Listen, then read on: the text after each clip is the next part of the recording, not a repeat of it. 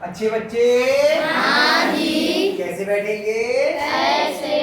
बेटा आज हम लोग नया अध्याय और नए अध्याय की नई अध्याय, अभी तक हम लोगों ने सर्व समझाएं किया था, अब कर रहे हैं बीजीय व्यंजकों का भाग एवं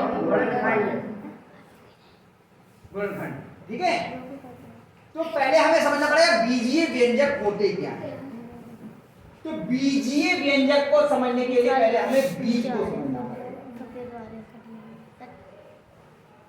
बीज क्या होता है? बीज देखा है? क्या होता है बीज का? सब्जी गेहूं का हाँ, दाना, गेहूं का बीज, बाजरा का बीज। मक्का का ऐसे ही अब बीज हमने खेत में डाला, एक से बीज हैं, क्या दोनों के पौधे एक से होते हैं? किसी में ज्यादा फल आता है और किसी में कम। तो बीज का मतलब ये इसका फल कैसा होगा ये आपको मालूम नहीं है। तो जैसे हमने आपसे कहा ये कितनी उंगलियां हैं? 5। अब हमने बताया पीछे कितनी उंगलियां खोल रखी हैं? पता ही नहीं, आपको पता ही नहीं। तो हमने क्या माना? x उंगलियां खोल रखी हैं। कितनी खोल रखी हैं? x खोला तो मान लिया कितनी निकली? 3। अब बताओ पीछे कितनी उंगलियां हैं खुली हुई? पता ही नहीं, पता ही नहीं। फिर मान लिया x कितनी हो गई? x 8। तो यहाँ पे x का मान 3 था और दोबारा में x का मान कितना हो गया? 8। तो कोई भी अक्षर, कोई भी चिन्ह, उसको हम मान करके जब इस्तेमाल करते हैं, प्रयोग करते हैं, तो बीज कहलाता है। और जितने भी अंक हैं, जैसे 8 हो गया, 3 हो गया, ये है 8 और 3, जितनी भी संख्या और अंक हैं, ये सब क्या होते हैं? अचर होते हैं। इनका मान नहीं बदल सकता।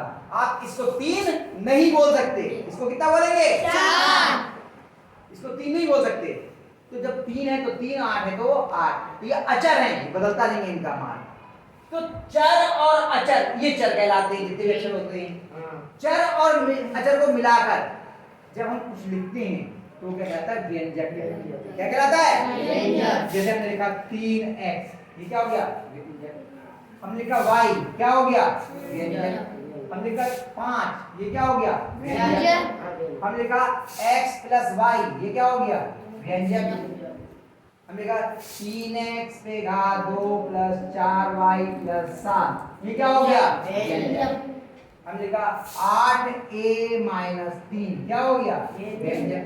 हमने कहा x धन 1/x, क्या हो गया? व्यंजक। ये सब क्या हो गए? व्यंजक। अब इसमें कितने पद हैं? a।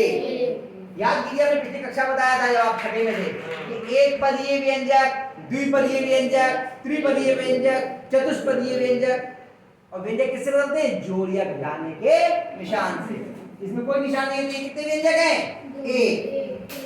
इन दोनों के बीच में क्या निशान? गुणा का, तो ये एक ही व्यंजक हो जाएगा। इसमें कितने व्यंजक हैं? एक। इसमें कितने व्यंजक हैं? 2। इसमें 3। कितने हो गए? 3। एक ये हुआ जोड़ का निशान लेके, दूसरा ये हो गया जोड़ का निशान लेके, तीसरा ये हो गया। इसमें कितने व्यंजक हैं? 2। इसमें कितने व्यंजक हैं? 2।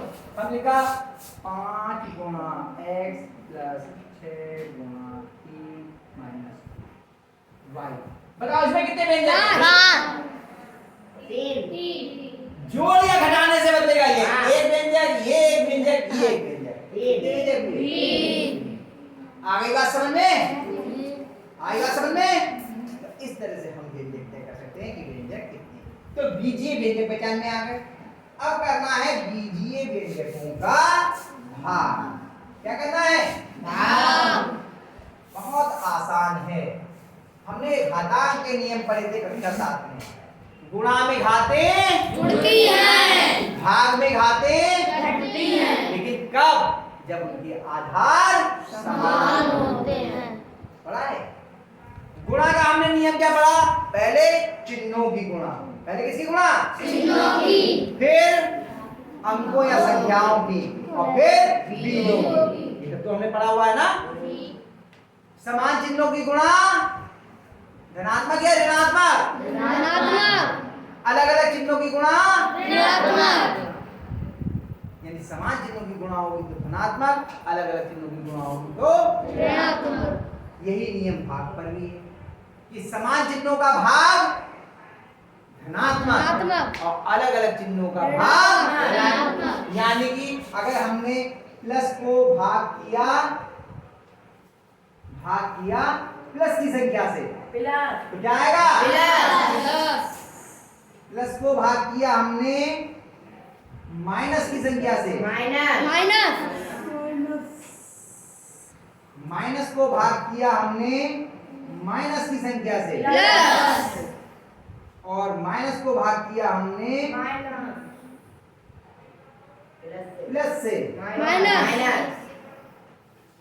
आगे बात समझ में समान चिन्हों का भाग धनात्मक और अलग अलग चिन्हों का भाग ऋणात्मक। ये भी आ गया समझ में? पहले चिन्हों का भाग, फिर अंकों या संख्याओं का भाग और उसके बाद फिर बीजों का भाग। और बीजों के भाग का नियम क्या है कि भाग में घाते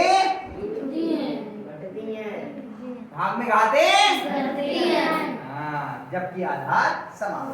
अब करते हैं एक सवाल करके देखते तो आपको समझ में आएगा।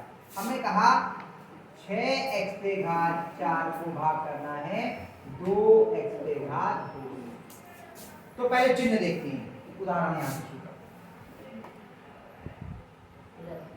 उदाहरण के अब बताओ इसका चिन्ह काय का है इसका चिन्ह काय का है क्योंकि भाग नहीं होता है चिन्ह तो प्लस या माइनस का होगा।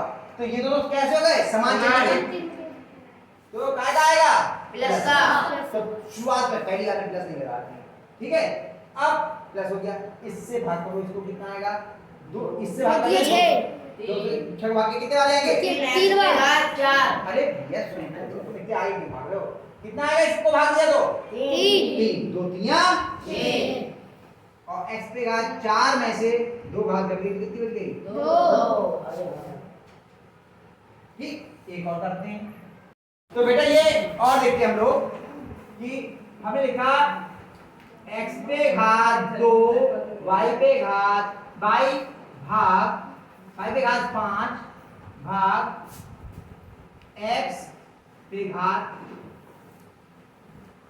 x y पे घात 2 इससे भाग करना और ये है आपका माइनस का। अब देखते हैं ये कैसा है ऋणात्मक और ये कैसा है ऋणात्मक। तो भाग कैसा आएगा माइनस। अब समान चिन्हों की घात घटेंगी x में से x की घात घटेगी और y में से y की। वैसे तो एक बोलो एक कम एक आ गया x पे 2 में से एक घात गई कितनी बची 1 और एक घात लिखी नहीं जाती। यहाँ पे x की घात 0 नहीं है ये हम लोगों ने पहले कई बार पढ़ा है। यहाँ पे x की घात कितनी है 5 में से ये वाली 2 चली जाएगी y की घात 3। इस तरह से ये आपका हल। अब लोग किताब में से एक दो सवाल करा दूं तो बाकी आप लोग अपने आप कर लेंगे। किताब हो जाए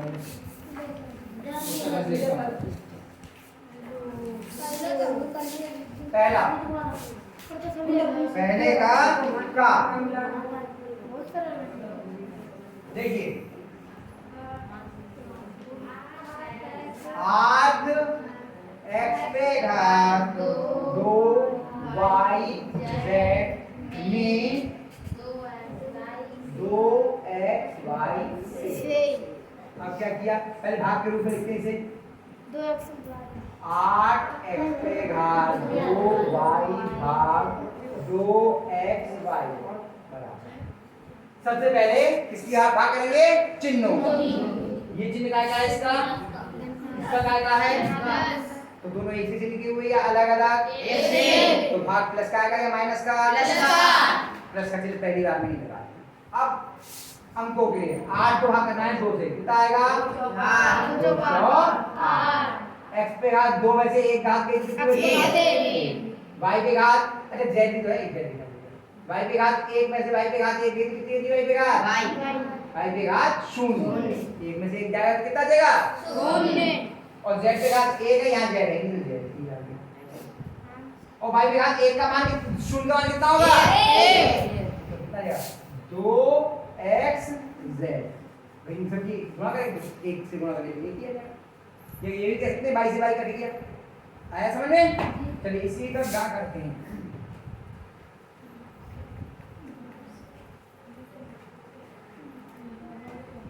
ए पे घात 2 माइनस बी पे घात 2 में ए धन बी से।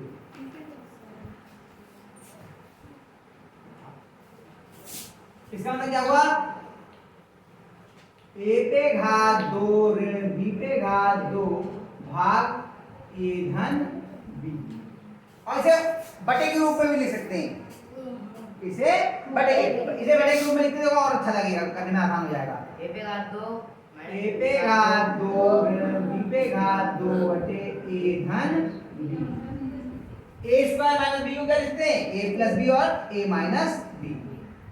हमें याद होगी सब संख्या, ए का घात 2 माइनस बी पे घात 2, दो संख्याओं के वर्गों का अंतर हो तो क्या लिखते हैं? ए धन बी और ए ऋण बी बटे ए धन बी। इससे ये कट गया, बराबर क्या आ गया? ए ऋण बी। आया समझ में? तो ये पहले में 3 खंड हैं, मैंने 2 आपको करा दिए। आप इनको खुद करने का प्रयास कीजिए, नहीं आएंगे तो फिर मैं बताऊंगा। दूसरा सवाल मैं आपको कल कराऊंगा, ठीक है? और अगर कर पाए तो उसकी भी कोशिश कर लेना अपने आप करने की, ठीक?